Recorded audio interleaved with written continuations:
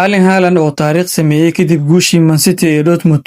Weeraryahanka Manchester City Erling Haaland ayaa sameeyay rikoor cusub habeenkii Arbacada kadib markii kooxdiisu 4-1 kaga adkaatay Borussia Dortmund tartanka UEFA Champions League.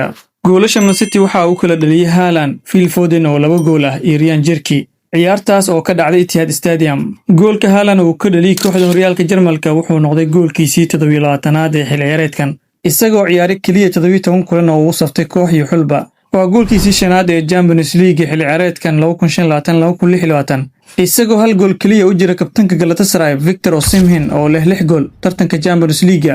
Si kastaba ha ahaatee, goolka uu ka dhaliyay Dortmund wuxuu Haaland ka dhigay ciyaaryahaankii ugu horeeyay taariikhda Champions League ee gool dhaliya 5 kulan oo xiriir ah, isagoo matalaya 3 kooxood oo kala duwan. Duku ayaa yiri Haaland uu ka weyn yahay kaliya gool dhaliye. Laacibka garabka uga ciyaara City Jeremy Duku oo la hadlay TNT Sport ayaa ammaanay saameynta Haaland. Markii aad eegto tirooyinka, Erling waa mid aan caadi ahayn. Inkastoo uu hal gool dhaliyay, laakiin uu ka weyn yahay goolal iyo caawino. Wuxuu nagu kordhiyaa wax badan.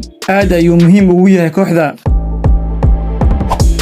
Feed wanaagsan saaxiibayaal, intaas ayaan ku soo gabagabeynayaa warbixintii koobneed ee aan uga hadlayay wararkii ugu dambeeyay ee kubadda cagta. haddii aad ilaa dhamaadka muuqaalka nala soo gaartay, ha ilaawin inaad muuqaalka like saarto, sidoo kalena sii share gareyso. haddii aad nagu cusubtahay nagu soo biir oo ka mid noqo asxaabta nagu xiran. mahadsanid.